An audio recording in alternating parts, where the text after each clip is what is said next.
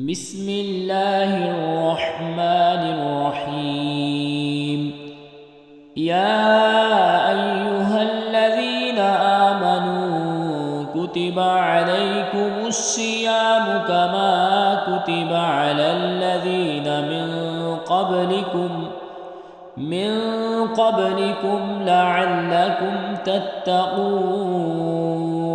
ناظرین کرام، چونکہ روزہ رکھنا ایک ایسا عمل ہے جو کہ نفس پر بھاری اور گراں ہے، اور جب کسی سے کوئی مشکل کام کروانا ہو تو کسی پیارے کی طرف سے پیار و محبت میں ڈوبے ہوئے الفاظ مشکل سے مشکل کام بھی کرنے پر آمادہ کر لیتے ہیں۔ مشہور بات ہے، اگرچہ ناممکن ہی صحیح، بہرحال لوگ ایسے ہی موقع کے لیے بولتے ہیں کہ پیاروں کے لیے تو سوئی کے ناکے سے بھی گزرنا پڑے تو گزر جائیں گے۔ اللہ تعالیٰ نے اہل ایمان کو محبت برے اس یعنی یا ایھا الذین آمنو کے خطاب سے روزوں کو رکھنا آسان فرما دیا۔ یہ پیارا خطاب صرف اپنے محبوب علیہ السلام کی پیاری امت ہی کے لیے ہے، پہلے کسی امت کو اس بابرکت انداز تخاطب سے مخاطب نہ فرمایا گیا، اور حضور علیہ السلام کی امت کو 20 مرتبہ اس خطاب لاجواب سے نوازا گیا، اور یا اس لیے کہ روزے کا عبادت ہونا عقل کی حدود سے باہر تھا، کیونکہ عقل میں نہیں آتا کہ بھوک اور پیاس بھی عبادت ہو۔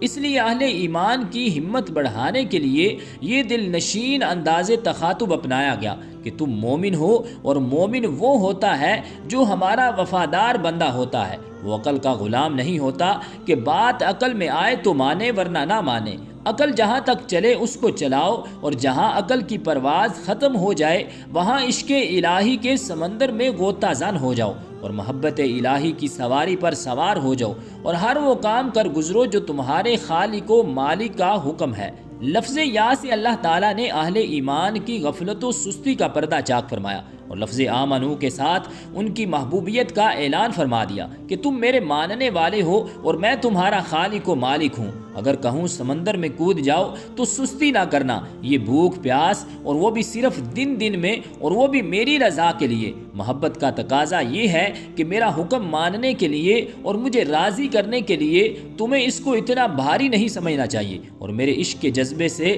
سرشار ہو کر صرف یہ حکم تو کیا، موت کو بھی سینے سے لگا لینا چاہیے۔ علماء نے لکھا ہے کہ جو شخص کسی دنیاوی عشق میں مبتلا ہو گیا لیکن پاک دامن رہا اور اس کو چھپائے رکھا، وہ بھی بروز قیامت شہداء کے زمرے میں اٹھایا جائے گا۔ سوچنے کا مقام ہے، جب مجازی عشق کی یہ شان ہے تو حقیقی عشق میں مرنے والا کیا مقام رکھتا ہوگا۔ کتب علیکم یعنی یہ اتفاقی بات نہیں کہ تم پر روزے فرض ہو گئے، بلکہ زمین و آسمان کی پیدائش سے بھی پہلے یہ فیصلہ ہو گیا تھا کہ میں نے اپنے محبوب کی امت کو پورے رمضان کے روزے عطا فرمانے ہیں۔ یا تورات و انجیل میں لکھ دیا گیا ہے کہ امت محمدیہ صلی اللہ علیہ وآلہ وسلم پر رمضان کے روزے فرض ہوں گے۔ گویا ان کتابوں میں بھی تمہاری نیک نامی ہو چکی ہے کہ اللہ کے محبوب کی امت رمضان کے روزے رکھے گی، اس لیے اب روزہ چور یا روزہ خور یا روزہ چھوڑ یا روزہ توڑ بن کر اپنی نیک نامی کی چادر پر دھبا نہ لگاؤ،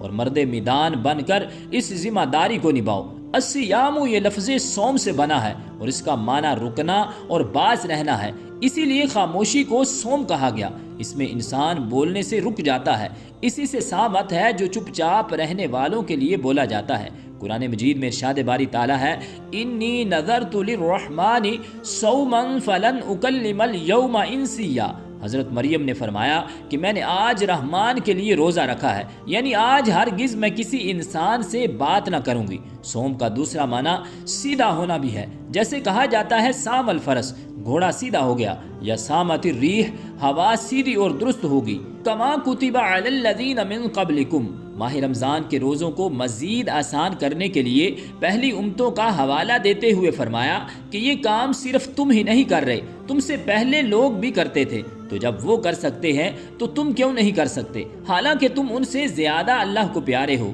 کیونکہ اس کے محبوب کے امتی ہو۔ جب کسی مشکل کام کے بارے میں کسی کو کہا جائے اور ساتھ ہی یہ بھی کہہ دیا جائے کہ یہ کام صرف تم ہی نہیں کر رہے، تم سے پہلے بھی کئی لوگ کر چکے ہیں، تو وہ کام مشکل نہیں رہتا، اور اس جذبے سے بھی اس کو کر لیا جاتا ہے کہ جب پہلے کئی لوگ کرتے رہے ہیں تو میں کیا اتنا ہی گیا گزرا ہوں کہ اس کام کو نہ کر سکوں گا۔ چنانچہ مفسرین کرام فرماتے ہیں کہ ہر امت پر مختلف ایام کے روزے فرض ہوئے۔ مثلا آدم علیہ السلام پر چاند کی 13، 14 اور 15 کا روزہ فرض تھا۔ موسیٰ علیہ السلام کی امت پر عاشورہ یعنی 10 محرم کا روزہ فرض تھا۔ تفسیر کبیر میں ہے کہ عیسائیوں پر ماہ رمضان کے روزے ہی فرض تھے، لیکن چونکہ قمری مہینے موسموں میں گھومتے ہیں، کبھی سردی میں آگے اور کبھی گرمی میں، تو جب روزے گرمی میں آتے اور روزہ رکھنا مشکل ہوتا تو انہوں نے فیصلہ کر لیا کہ شمسی مہینے موسم بہار کو روزوں کے لیے مقرر کر دیا جائے تاکہ گرمیوں کے روزوں سے بچ سکیں، اور اس تبدیلی کے عوض انہوں نے 10 روزے بڑھا کر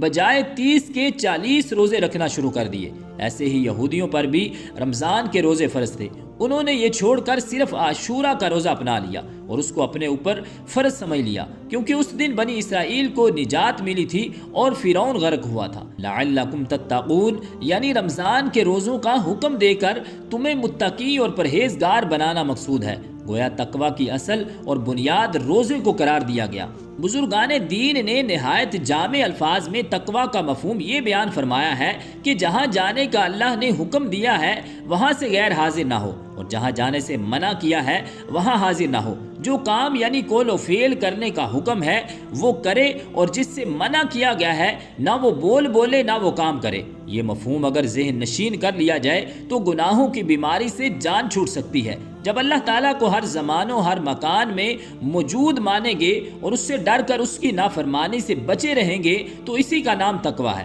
اگر یہ یقین ہو جائے کہ میری ہر حرکت اللہ کی نظر میں ہے تو پھر یہ کیسے ہو سکتا ہے کہ بندہ بندے کے سامنے تو گناہ کرنے سے شرمائے اور رب کے سامنے گناہ کرنے سے شرم نہ آئے۔ رب ذوالجلال کی بارگاہ اقدس میں دعا ہے کہ خالق کائنات ہمیں اپنے گناہوں سے سچے دل کے ساتھ توبہ کی توفیق اور ہمت عطا فرما کر ماہ رمضان کے روزے رکھنے کی توفیق اور ہمت عطا فرمائے۔ آمین بجاہ النبی الکریم الامین۔